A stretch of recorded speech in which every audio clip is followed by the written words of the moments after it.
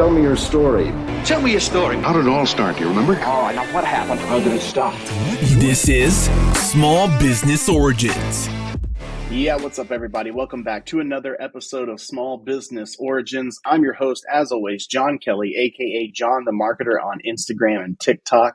And you're tuned in to our nationwide search. We have entrepreneurs we're trying to find to hear their origin stories. And joining us virtually in the studio is an entrepreneur that wants to do just that. Joining us from Walland, Tennessee, we have Lori Keesey with the Accidental Blogger. Lori, welcome to the show.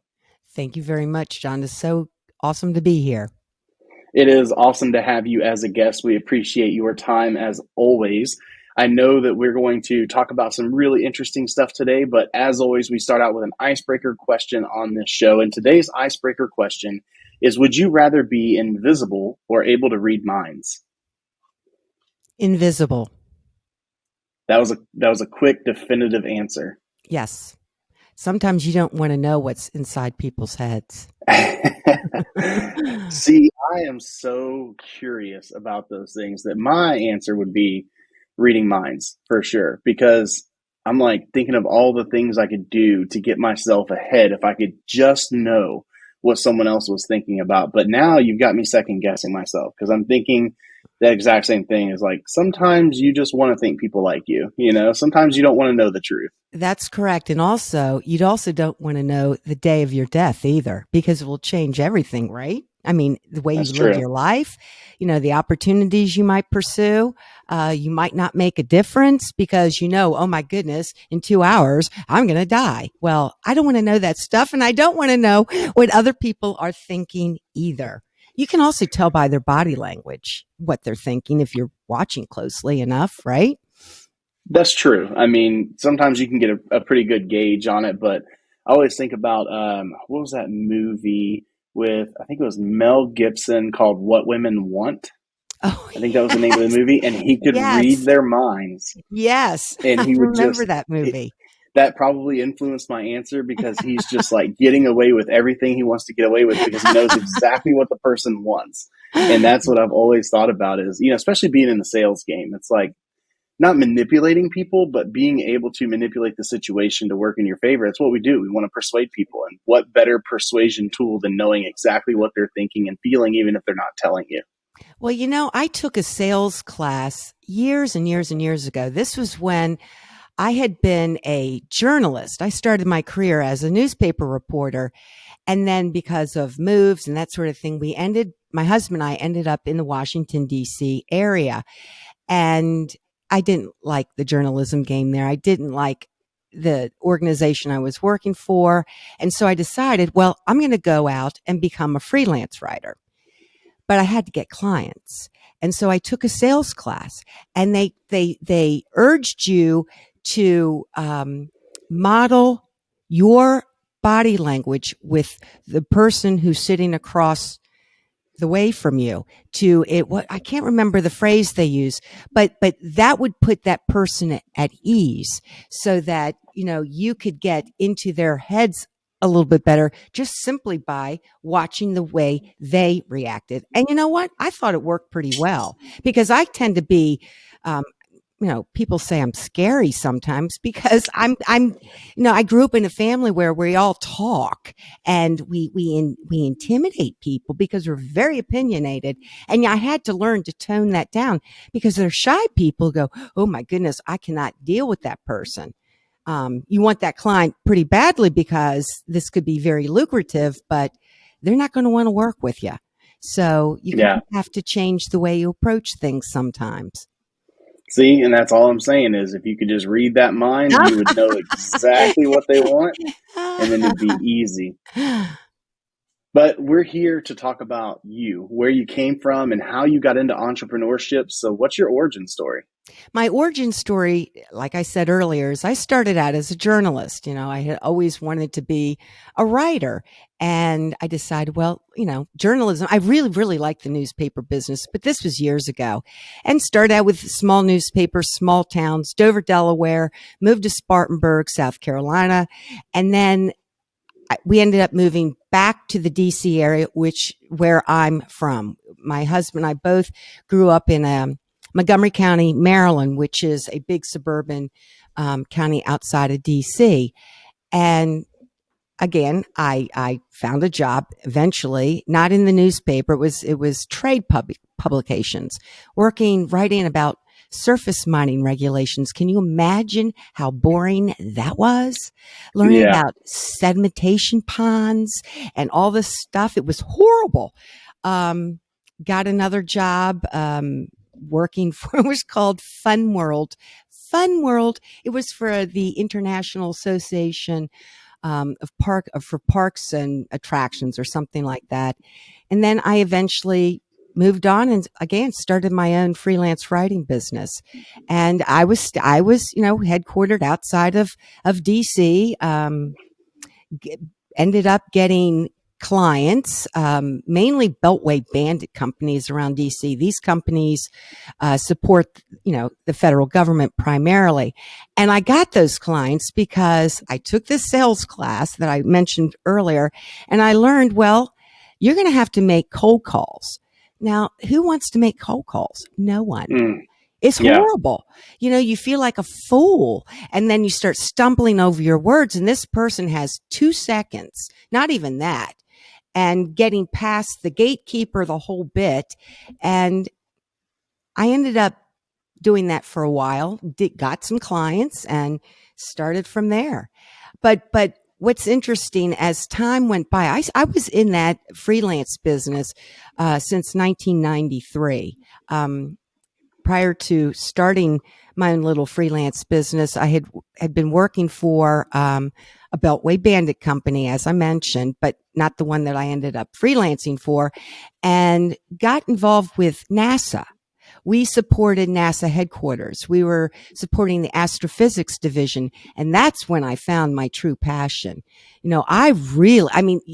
Talk about learning stuff. I have no science background, zippo, and I knew nothing about physics. My goodness, I barely got through chemistry class in high school. That was a disaster. And then that's how I create, I don't know what's the word. I found this passion, and then I was able to use that later on. I ended up becoming a communication consultant for the Goddard Space Flight Center. And I worked there for 18 years.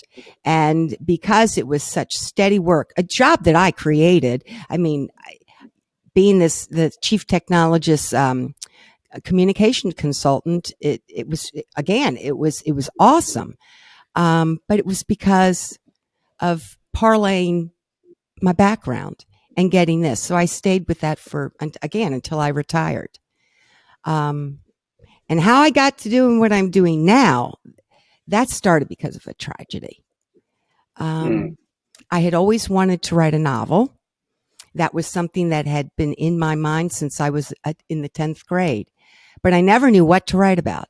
I would start these things, and I even took classes on fiction writing, and my instructors would always say, well, you're really good at characterization, but you have no story. There's no reason to write this. These are not character sketches. And I never had the story until this tragedy.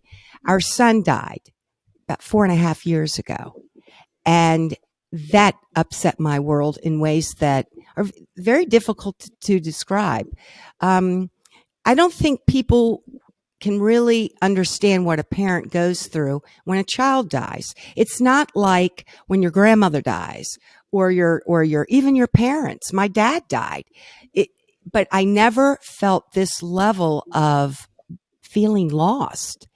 And I was so bereft, and I couldn't understand why God would have taken a 33-year-old man who's really in the prime of his life. And so I did a lot of self-evaluation, and I really needed to figure out what was his purpose? What is my purpose? And so that was the nugget of the novel that I've written.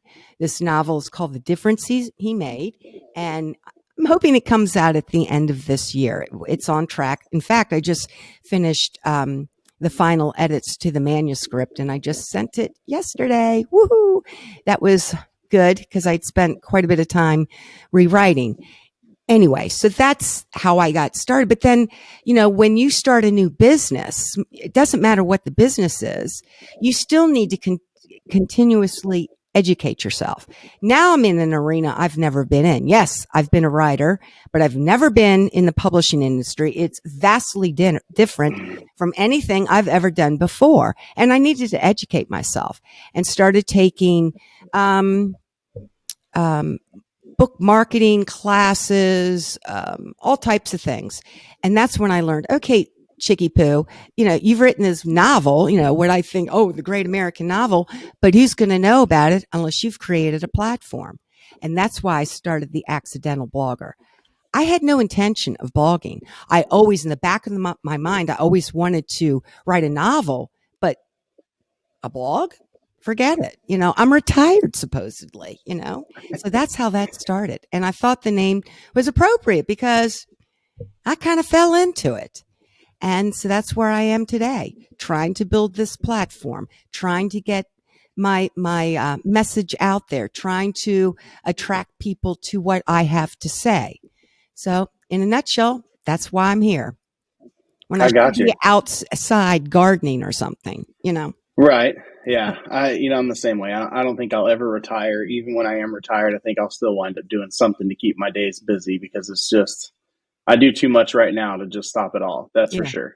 Mm-hmm. What was your son's name? His name was Ty. T-Y. Ty. That's a cool name. I like it. So was he married? Did he have kids? No, he was single. He was raised with his two brothers in the DC area. And then when my husband and I moved down here, oh my goodness, more than 9 years ago, he ended up following us down.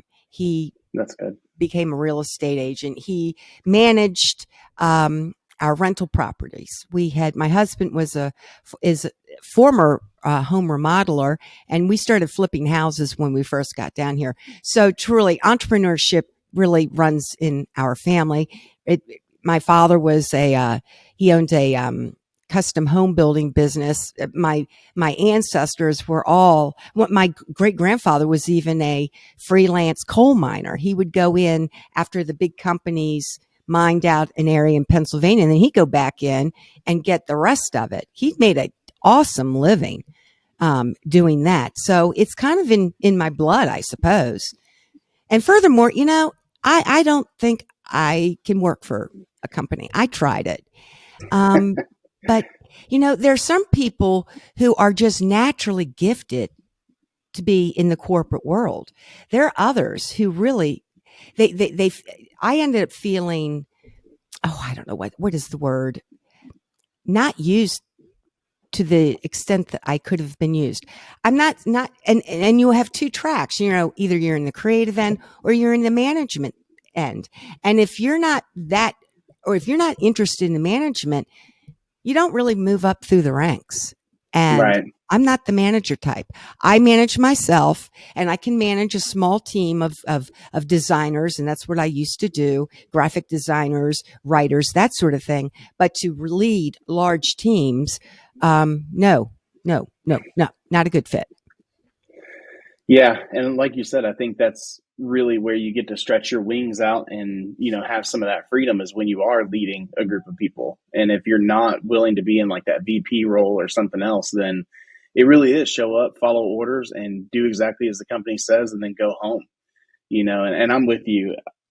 I still clock in for somebody. I still have a boss, but I get to make a lot of decisions in both of my jobs that affect myself, and it's one of those things where I'm not limited to what the company is giving me or allowing me. I can make as much money as I want in one of them, and do, how good I want to do, just depending on how hard I push it. And there's a lot of freedom there, and then in the other one, I'm already in the management field, but it's definitely, it's the fire service. So I manage a couple of people in my station, and I get to make those decisions on how our day is going to look, minus, the decisions that are made for you by dispatch and the 911 calls, so. Wow. I definitely enjoy that freedom. I'm with you. I don't think I could clock in and clock out in a corporate world and not not have some way to be able to kind of control what's happening in my immediate area. Yeah. And also when you think about it, sometimes you're forced to do things that work against your value system, and you Mm-hmm. have a choice to make. And, many people will keep their mouths shut for fear of losing their job. Well, if you're self-employed, who's going to fire you? No Right. one. Yeah, your customer if you're that bad at it, but as long as you show up and do what you're supposed to do, then Yeah, and also it's I don't know, it's a strange thing for me. I would have clients and I wouldn't agree with what they were saying. I followed orders there, but I had the freedom to get rid of them. absolutely. I wasn't forced to stay there. So it's I know it might not seem I believe that there's a difference there in the way you approach things when you're in Absolutely. charge. Yeah, being able to fire a client sometimes is the best feeling in the world when it's not a good fit. Yeah. That's for sure. And my husband, as I said, he was a former home remodeler. Now I hope he's out there spreading grass seed because it's nice and warm here. And he needs to spread some grass seed. When he was in the or the remodeling business, he once accepted a contract with a customer. And in the back of his mind, he kept hearing, "Oh, you shouldn't take this." So he Mm. kept jacking up the price to do this project. It was a kitchen remodel. And then the golden handcuffs, the money was so good, he took it. What a nightmare. And that has happened to me too. It's when you're self-employed, you really do need to go with your intuition. Is this the right thing to do? Because I once accepted a job for this one man, and I've written about this. In the back of my mind, I knew you don't do business with this guy. Don't do it. I did it anyway. I just started, needed the customer. It wasn't much money, but I said, it'll at least keep you busy for a day to do this little project. Well, the guy he never paid me. He never paid me. And thank God he was the only one who walked away from an invoice. So I've been very blessed in that regard too. Absolutely. So, what did you say the novel is about exactly? How does it tie into your son's life? Well, my son was the muse. The protagonist is not my son. My son probably wouldn't have behaved in certain ways, especially emotionally.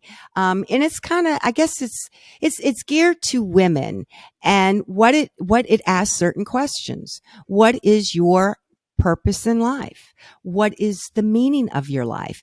And the story shows this young man's progression from being a person who does not know what he wants to do. He feels like he's tossed at sea. He's watching others go through the ranks, becoming more successful, and he's floundering. He doesn't know what he wants to do, and he starts listening to the negative talk. The negative talk. And he meets a woman at an outdoor music festival, and they forge this relationship, and he meets her again 1 year later under extraordinary supernatural circumstances, and he has a job to do. He needs to stop her from taking her life. Wow. So, when do you think you're going to have that ready for print and distribution? Well, I hope it's ready by the end of the year. I sent the manuscript off today or yesterday. And I'm waiting to hear back from the production editor and see where things stand. What are the next steps? I know it'll need a copy edit, and then it will need a proofread, and I'm not sure where things are with the cover, the inside page design. Again, I am just learning this stuff. I feel like, And I I don't think do. people realize how much work goes into writing a book. It's not as easy and glamorous as just sitting down with a typewriter and typing out a bunch of words. And there really is. Like, I've been in the middle of trying to write just a very short, basic book about podcasting. And, once I got my outline done and some basic content for all chapters and then started embellishing each chapter, I think I got to 4. And then you just kind of go into like a writer's block where you lose that motivation to just keep charging on as you were. At least that was my personal experience. And then like you said, once you get done with the entire book and you think you're done writing, then comes everything else with the proofreading and editing and formatting and then printing and then covers. And how are you going to print it? Is it going to be hardback or soft cover? Is it going to be, all these different things? And then, like you said, it's not one of those things where you can just print 1,000 copies and then they're all going to fly off the shelf. How are you going to get them out there to your customers? How are you going to get them to know that you have a book that's worth reading? There's so much that goes into it. Now, will you use your book to promote your business, your consulting business? So I know that it's probably going to be an ebook format just because of the cost of printing and everything else. So I think that's what I'll use it for. Is it's not going to be so much a promotion of our services in that way. Like, it's not going to be, hey, this is what we do, this is why we do it. It's going to be all about podcasting, and it's kind of like my origin story of podcasting, along with here's how I did it. And, here's kind of some ways that you can do it from the high end side all the way down to the low end budget side, and just offer tips, tricks, and all that kind of stuff. But I think I'm going to utilize it in that manner where it'll be, certain people will get free copies of it just to be able to kind of get that information to them if I'm helping them or wanting to sell something to them. And then, of course, it'll always be available for a very low price if somebody wants to buy it, more like a funnel or a lead magnet, if you will. Yep. That's a good But I wanted it to match the podcast in the way of it truly is just a personal story and a lot of helpful information. I didn't want that true click funnel of, you click on it, you give me your email address, you get a free ebook, and then there's 6 pages that tell you, yeah, you can podcast, and here's a good way to do it, and then it's over. I wanted it to be a true story, something you really want to actually read. Right, something of true value. But the funnels and that sort of thing, and trying to build your platform, and the giveaways, the freebies. I'm now in the process of coming up with a quiz. Yep. Big on social media, that's for sure. Oh my goodness. And here, Lori, the person who, the late to the game girl, never got my information from Facebook and that sort of thing. And now I'm on social media. Hey, there's never too late. You just got to start, that's for sure. So how did this transform into an accidental blog? When I was taking all these classes, and you need your platform, you need a website, you need to provide something to attract readers. Now, some authors, the big name people, they don't have to do what I'm doing. My goodness. All they have to say is someone, oh, well, John Grisham has a new book out, and they're flying off the shelves. But someone like me, and because of my background, I love writing stories. They're, feature type stories about people, but I focus my blog on overcoming adversity. It really, it's my brand. And when I was doing all that self-evaluation, people face adversity. I mean, you've faced adversity. I mean, everyone does. You're not going to avoid it. But what makes the difference is, what do you do with the adversity?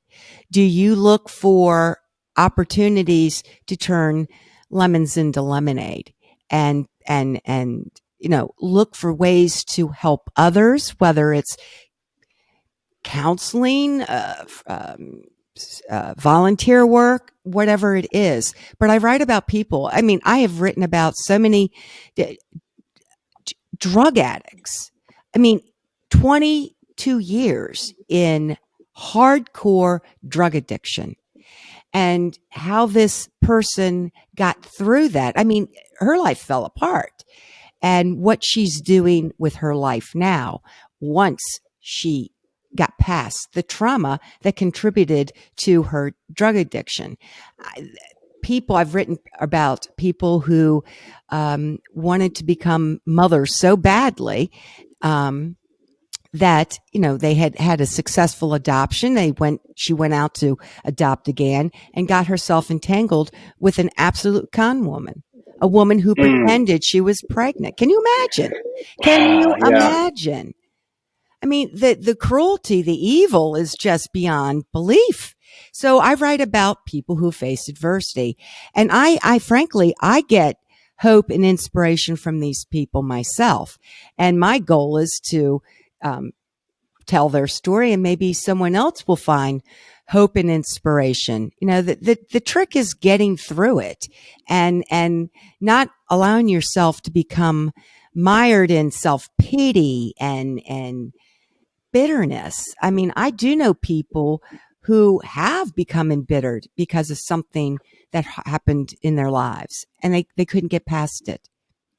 And it's such a necessary thing to talk about, to write about, all of those things, because it's, on one hand, we can look at someone who's going through a really bad time like you know, losing your child. It doesn't matter how old he was. It doesn't matter how old you were. You're not supposed to bury your child. And so anyone, if you would have gone off the deep end and done horrible things to yourself or to someone else because of what you've gone through, in the back of our minds, we would have looked at it and we would have said, well, I get it.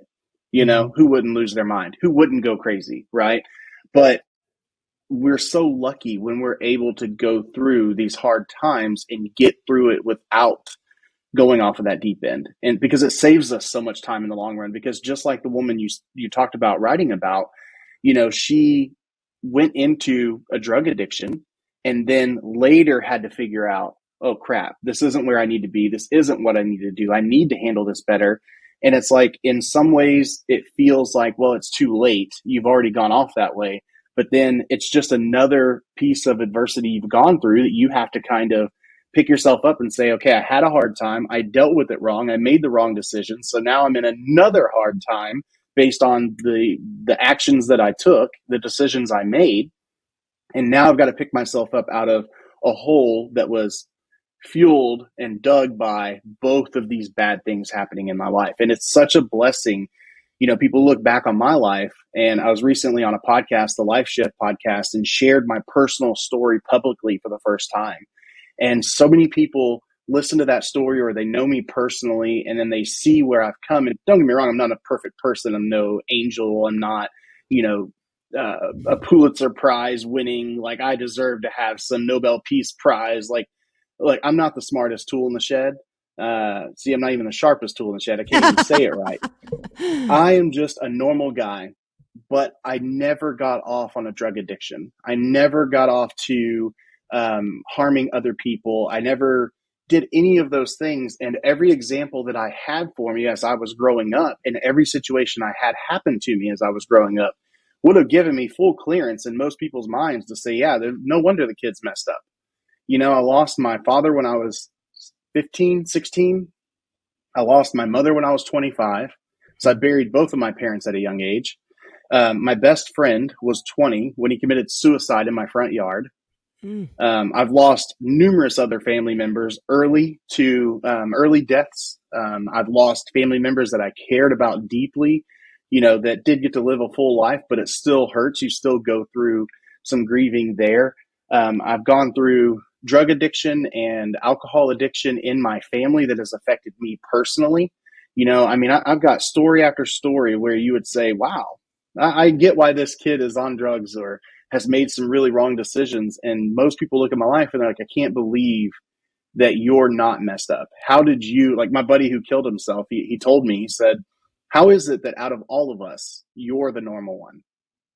Wow. You've been through more than we have, and you're the one that came out okay. Well, How? John, what did you say to him? I mean, honestly, man, it's the same thing that you've said this whole time, is that we've all gone through crap.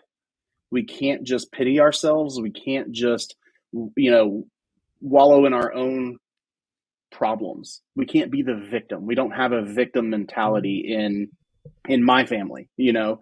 And no matter how hard things were for my family, I think that's the biggest thing, is that my mom and dad always drove into me of, hey, it doesn't matter. You've got to get over it. You got to solve the problem. You got to move on. And I think it's why I excel as a firefighter, because we always joke and say there's no 1011, right? It's 911. So there's no one coming behind us. We're the last ones that are available to handle the solution. And so it doesn't matter if aliens are invading a town and shooting everything up. I've never seen an alien before, but I got to figure out how to deal with it. It's my job. And it kind of translated into my daily life of just things can come at me. And at this point, I just expect it. And so now I'm just expecting it. I take the hit and then figure out how I'm going to move on past it. And it was a development phase. You know, if you listen to the episode I was on, it absolutely took me a lot of time to learn that. And I definitely didn't have the perfect path coming out of it. But I consider myself extremely lucky that I had a good enough raisin to teach me how I needed to deal with these issues ahead of time. But I talked about it on the show that I was interviewed on. And for me, and I'm so curious if you had that moment, after losing your child, where you're sitting there, because I had that same feeling you spoke about, right? I'm sitting at my desk, and I'm sitting there saying, why? Why is God allowing me to be a child in the age I need my father the most to lose my dad? Like, why is this fair? And I looked at a dollar store candle, and it was one of those that had Jesus on the cross.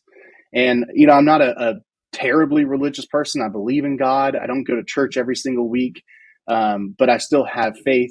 And I saw that, and it was just like the ultimate, who are you to complain? When you believe in a creator that gave his only son so that you could be saved, how can you sit here and be in this pitiful moment and victimize yourself?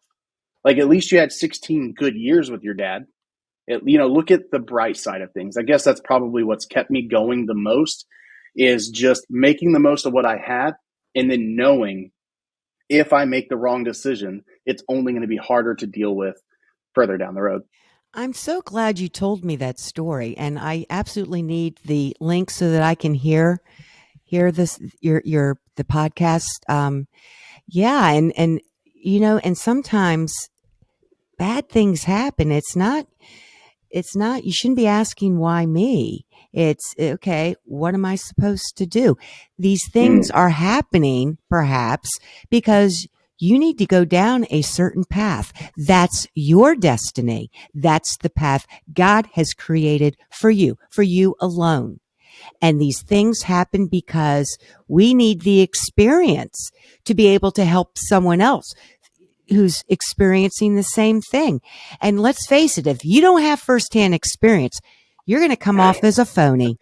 You're not going to relate to this person, and they're going to pick up on it immediately. You can sniff it out. Someone who pretends, but you're the real deal. You're authentic. You've been there. And I think another thing that we need to remember too is that your past is your past. You have a whole new future ahead of you. And as you were mentioning, I too am a faithful person, and, Jesus died on the cross for my sins, and I've repented, and those sins are forgotten.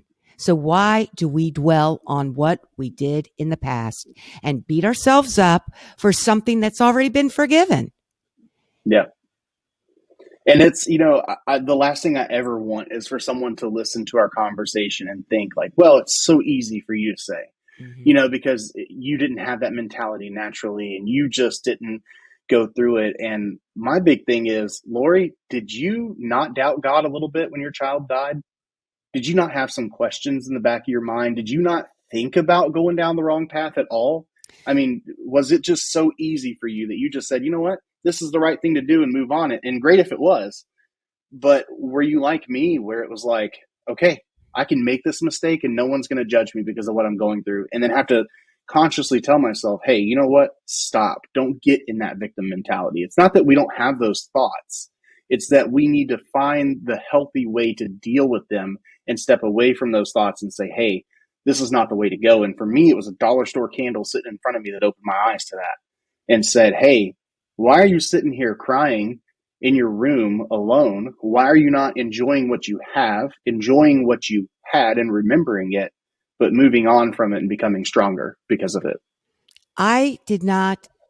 Oh, I cried horribly. I mean, sure. But I didn't blame God, and I wasn't mad at God.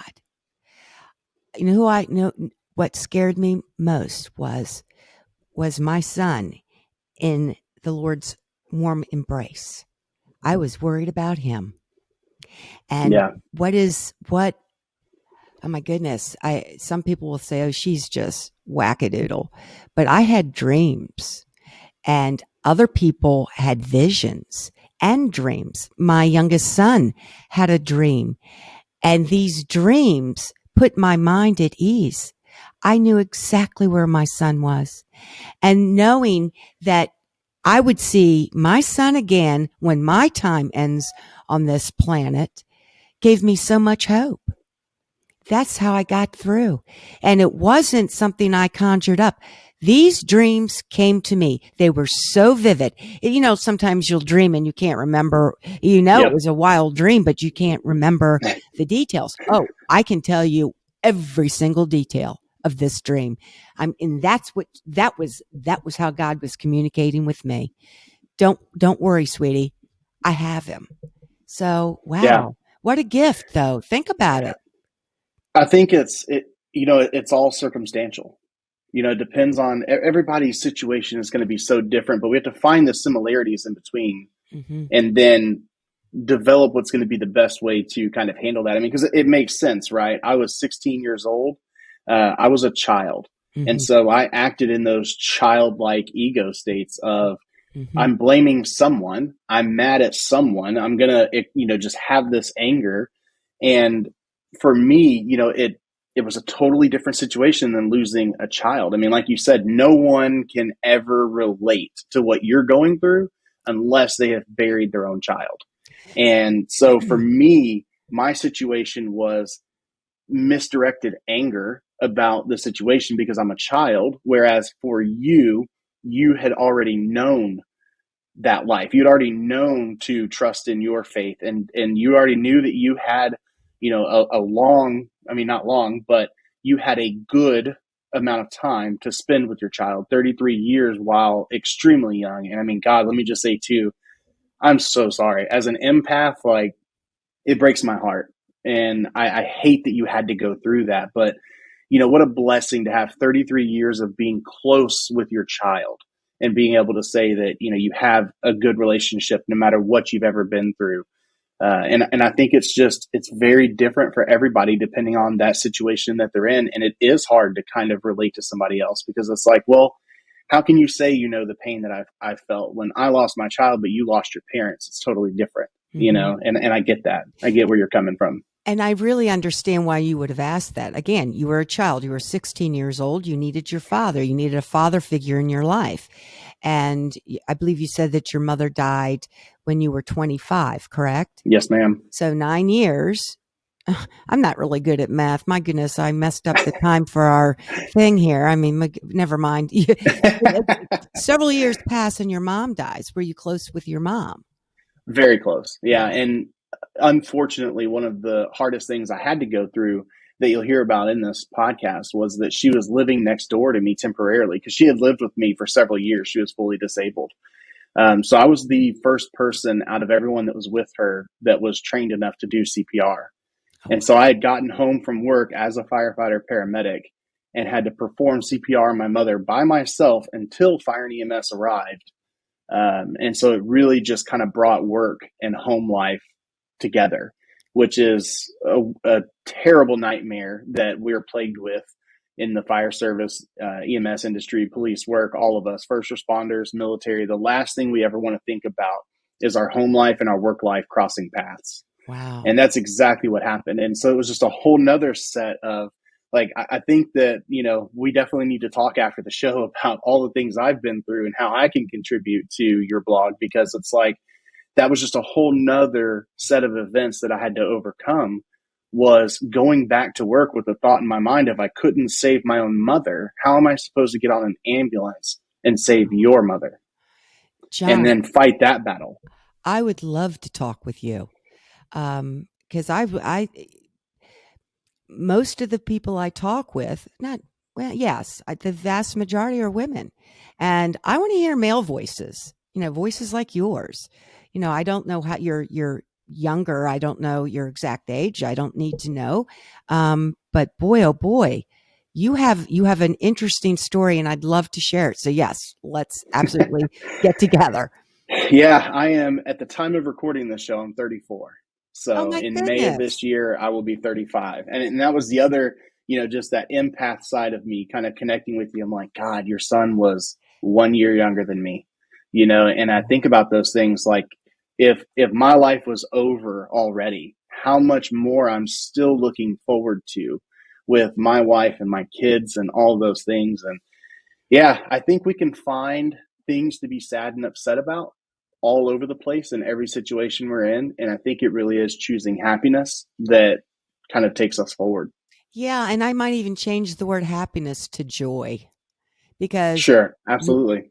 you can be happy because you just bought a new pair of shoes or a new car or something, but it's that joy when you wake up in the morning and you're just joyful to be alive, knowing that, wow, I have something I need to be doing right now. And I think that's therein lies faith, though, too. Frankly, I don't think I could have gotten through what we went through without faith. And I've talked with many, many other people who've experienced things, horrible things, and they don't have faith. And wow, prone to depression. I have one friend in particular. I once asked her, I said, she's telling me about ageism. I was trying to pull together some information for a blog about what happens when you lose your job, and she's my age. And of course, ageism is real. And Absolutely. she was probably, overlooked because of her age, the employer thinking, oh, she's going to demand too much money. Frankly, at this point, all she wants is a job. I mean, she needs to pay her bills. And it was the most negative conversation I have ever heard in my life. And she had always been kind of a Debbie Downer, but this was,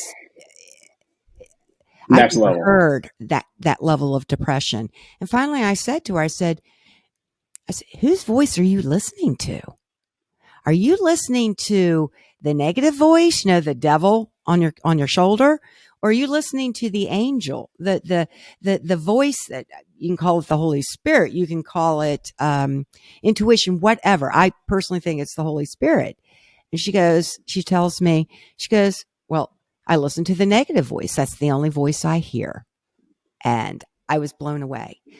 I felt bad because I always said, oh, stop being a victim, buck up, things will be okay, just have positive thoughts. And I realized how empty that was. That advice wasn't helpful to this woman. She is chronically depressed. She needs probably, medication, but she also needs to understand that she's not junk. She wasn't put on this earth, to be wallowing around in her sorrows. She has so much to offer others, and she can't see it. And there lies faith as well. You were created for a purpose. You were powerfully and beautifully made for your purpose. And whether your purpose is to run, a major corporation or to be a ditch digger, that's your purpose, and there's honor in it. So, Absolutely. Yeah, no, I'm just sitting over here like a church sermon, Hallelujah. I'm with you 100%. I definitely want to check your blog out. I'm not going to lie. I did not get a second to check it out before the show like I usually like to. It was a crazy shift yesterday at work, but I'm just so happy to have you on the show. And I want to know where our listeners, I just want to tell them now. Of course, we're going to link it in the show notes below like we always do every episode, but just tell us where to go find you, support you, and be able to check out your blog and then send you those story ideas, those positive, reaffirming comments, or all of those things to kind of engage with you in your blog. Well, I would love to share that. You go to www.lorikeesey.com. I would love, there's on my website, there's a contact button. If one of your listeners has a story idea, send it there. Send it there. Also, subscribe to my monthly letter. It's not a newsletter. I write. It's almost an extension of my blog. It's just a little letter. It's not that long. Quick read. Sign up. There are buttons all over the place. I also have a little store where you can download short stories. I've also written a couple short stories, also about adversity as well, but a different take. Actually, those short stories are inspired by events that happened to my family, my ancestors. Really, I mean, these events happened long before I was born, but the stories were passed down. It's like everyone has a story to tell, but families have their own stories, and they're fascinating. Things that happened and how it affected the family well into the future. And yeah, and sign up, because it's the email list, right? We all know, you know about that. And what I've discovered too is that, I will go somewhere, go to a website or whatever. I did not give anyone my email address, but somehow I'm now getting junk email because someone sold my email address. I don't do that. You sign up for me. No one else has the email address. You'll hear from me once a month, unless you sign up to get notifications when a blog goes out. But other than that, I would be most grateful if you could provide those links, and we'll go from there. Absolutely. Lori, I think I could just continue this conversation for like the next 3 hours and still have more to talk about, but I know that both of us have things we need to do. So I think that's a good place to just say, listeners, thank you as always for supporting our guests on this show. Make sure you head over to the show notes, check out all of that stuff that was mentioned by Lori on the show, and just go out there. It doesn't cost anything to give your email address or give a share to a story that touched you personally, and just bring more eyes to an author's book or a blogger's blog post or website. Those things mean the world, and you don't have to spend a dime. So thank you for tuning in every single episode, every single week for a new episode of our show.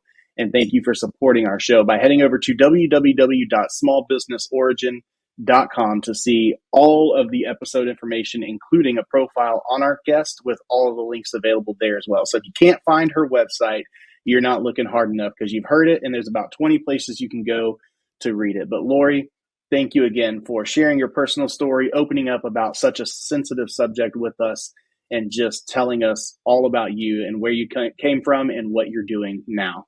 Well, thank you so much. I've really enjoyed talking with you, and I can't wait to talk again. Absolutely. Thanks for listening to another episode of Small Business Origins. I love an origin story. If you like what you just heard, leave us a review, subscribe, and share with a friend. You guys, check this out. They're going to love it. You're going to love it.